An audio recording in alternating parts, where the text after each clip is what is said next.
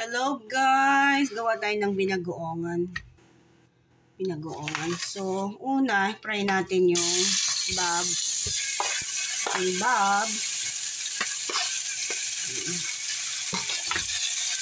Fry muna natin.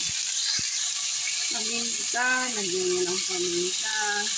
Saka asin.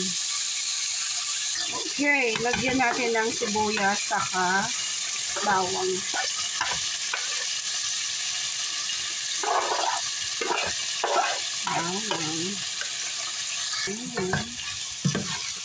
Ituhin lang natin. Lagay natin ang ating kamatis.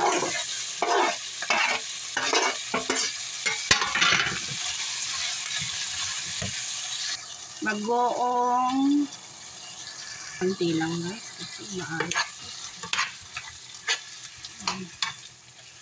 1 tablespoon na suka.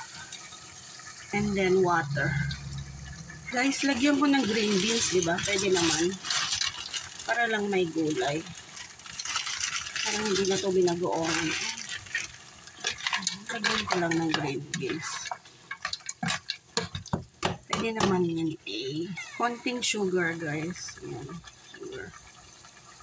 And then, sili. Hinati ko sa